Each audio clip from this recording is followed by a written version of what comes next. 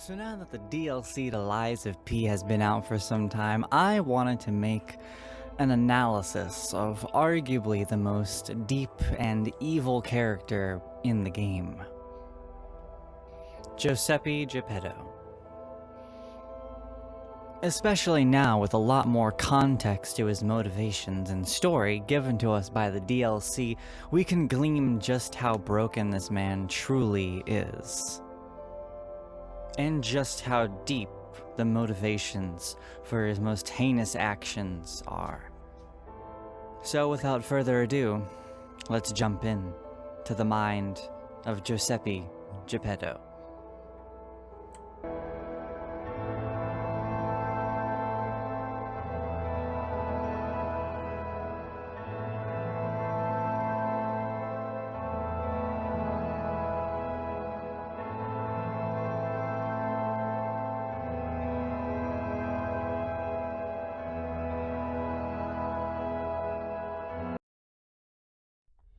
So, let's start from the beginning. His family. Geppetto, master engineer and member of the alchemists, the man who launched the city of Krat into a golden age. We know that Geppetto had a wife, Camille, and obviously their son, Carlo, who additionally had what seems to be a childhood friend, Rosora. As we can see from the drawing at the end of her quest line. It's unclear whether or not Geppetto was always neglectful towards Carlo. I think he was, but we know for certain that the death of Camille did not help that. From this crumpled letter is where Geppetto finds out about Camille's death for the first time. My dearest Geppetto, it is my duty to bring you the regrettable news of Camille's death. Reports indicate the job was proceeding as planned when a catastrophic chemical leak occurred, leading to a colossal mortality event. There were no survivors. Due to the ongoing toxicity at the site, search and recovery operations have been called off. I cannot describe how much it pains me to deliver this news to you, my friend. Camille shone brightly with all the lights of genius. All of us, all of Krat, have lost a brilliant star. The Order will provide complete support for the funeral arrangements of Camille and her assistants. Mere currency cannot equal the friendship Camille showed us, but we hope you will accept this as a sincere gesture of sympathy for your loss. May trust and friendship between the workshop and the Order never falter.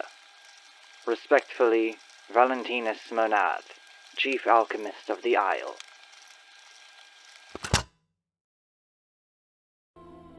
So Camille seemed to have died due to some catastrophic chemical leak, causing the deaths of many people. Now we don't know exactly where she worked, but it is possible that she worked at Vanini Works, because in-game we can see that Vanini Works also has some dangerous chemicals, and chemical leaks in fact, at the time of the game. Either way, the death of Camille would not be taken well by Geppetto. And later Antonia would write this letter to Geppetto, showing her concerns for him and the boy. To that damned geezer as the head of the workshop. We are still friends, so I'm writing you in that spirit. The tour is finished, without trouble. The best part of it was visiting home again. The child also liked his father's hometown best. He'll make an excellent pianist, you know, unless he follows in his parents' footsteps and walks a more technical path. Whatever lies ahead, the only thing about which I am certain, he needs his father. Of course, I hope poor Camille finds peace. We all miss her, Carlo most of all. He needs you, Giuseppe. He's a splendid boy. If he resented you once, he understands now. He wants to be with his father. You can't lock yourself away forever. Please, return to your family. A less civilized woman would have perhaps wrapped this letter around a cannonball and fired it into the heart of your damnable workshop. But I am civilized and serious. The child awaits you. Please choose wisely with your heart. Sincerely yours, Antonia. My dearest Antonia, I am truly grateful you continue to care for my son. Please invoice me for all tour expenses incurred, and you'll fully be compensated. Sincerely, Geppetto, head of the workshop. We can also find this final letter from Geppetto back to Antonia.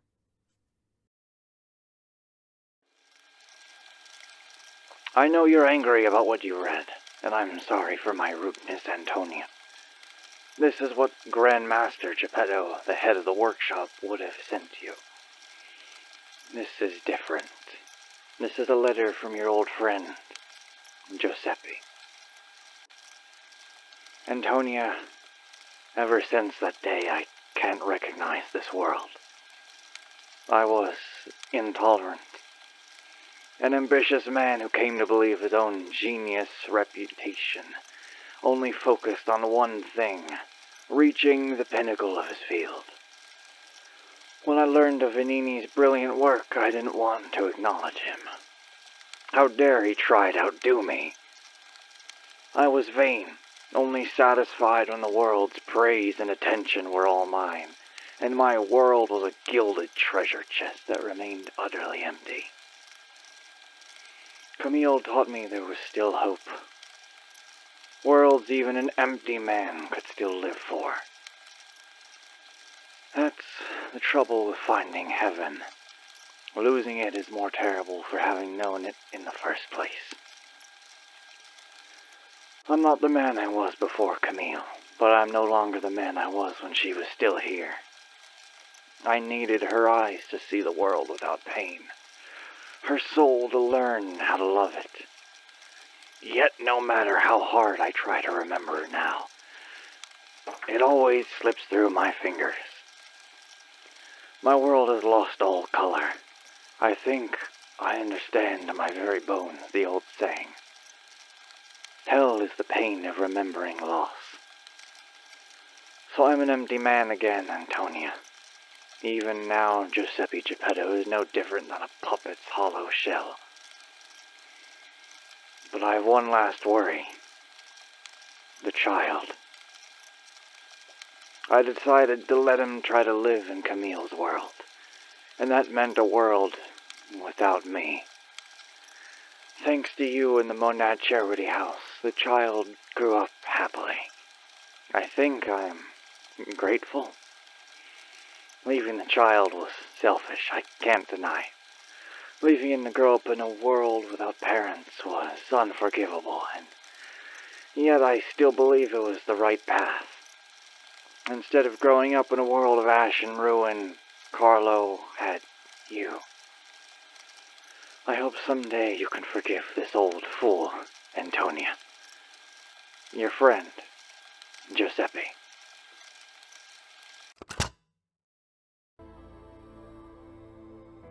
So, after Camille's untimely death, Geppetto delved deep into despair, eventually giving up Carlo to Antonia and the Monad Charity House, thinking that it would be best for the boy instead of having a broken father to deal with.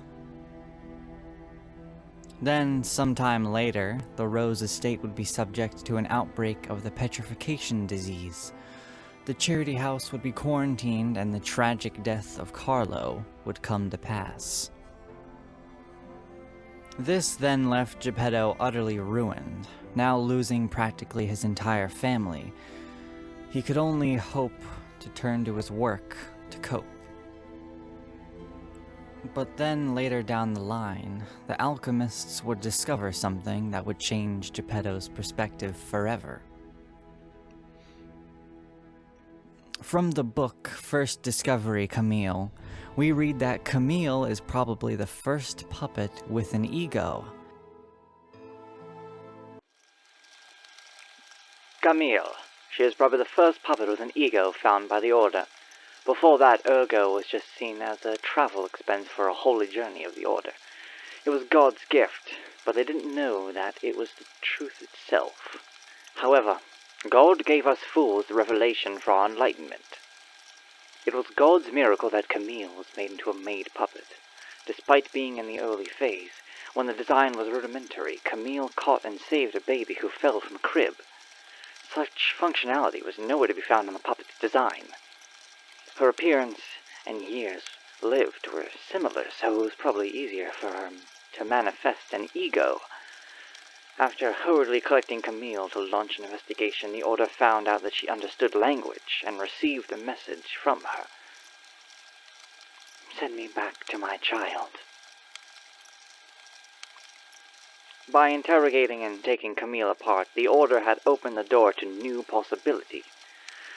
Later, means of control such as the Grand Covenant emerged, but it was a small problem compared to this discovery. Ergo is not a simple power stone. It embraces life. Through Ergo, we can open the door to eternal life. Awaken, evolve, ascend. With this discovery, humankind will achieve immortality.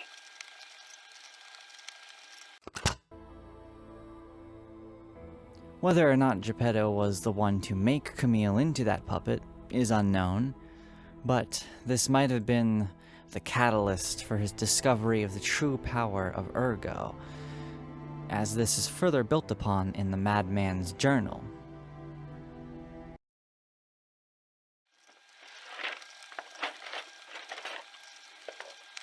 I have learned the devil's method. The subject's body must be fresh, minimal post-mortem time. The container must have a close resemblance to the subject. Appearance is key. The essence required from the subject must have been produced before death. If this is true, the only one element is missing, and it requires desecration I can't even begin to imagine. But must. Am I cursed? Is this retribution for letting myself be blinded by grief and working with these alchemist devils? But without her pain, I'd have no reason to go on. Send me back to my child. Alas, I cannot. But I can still get the child back myself. If so, that is the only course I can take. I will have no choice but to make this my singular purpose.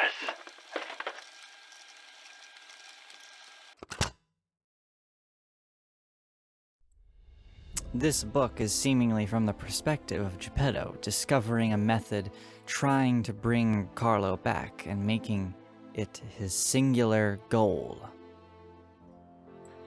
So to recap, after Geppetto lost Carlo and Camille, he most likely fully lost himself in his work with the alchemists.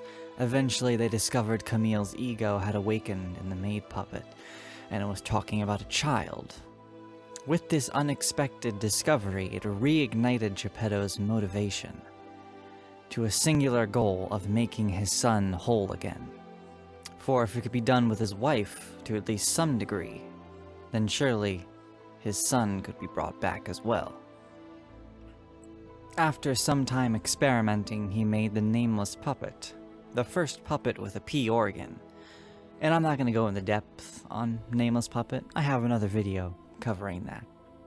Then, later at the end of the DLC, we see Geppetto opening his case and using nameless puppet to kill Leia and Romeo, to only then later make Romeo into the King of Puppets.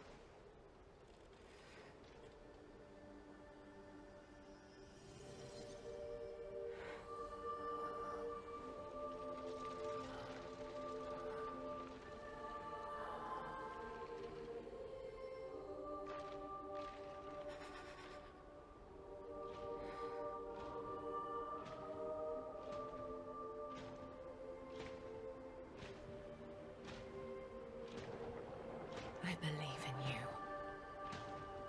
Carry on. Don't forget, this is your story now.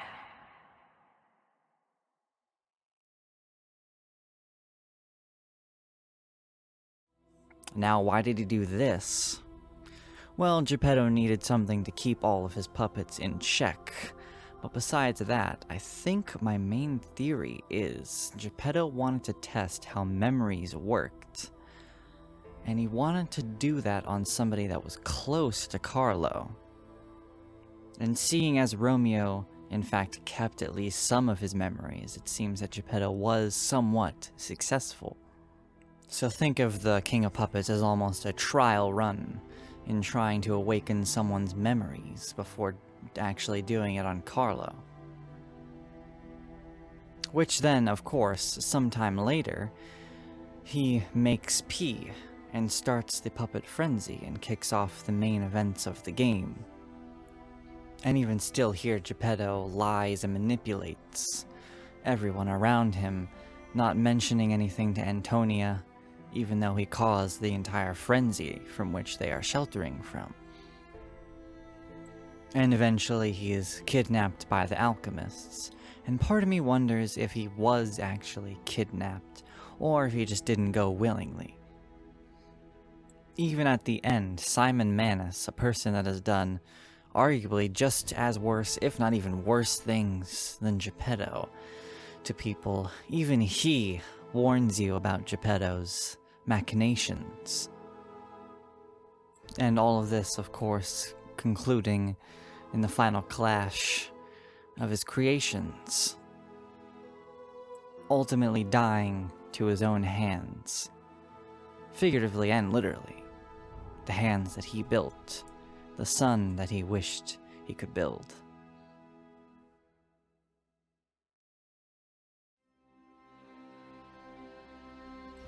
All this madness, killing and experimenting, a once revered engineer, loving father and good friend to Antonia, kickstarting a new age in the city, and also kickstarting its downfall, throwing everything away for his son and wife, a broken man making a broken world. And it's all up to P to fix it. If you like this video, follow for more, follow on Twitch, hit the buttons. I'll see you next time.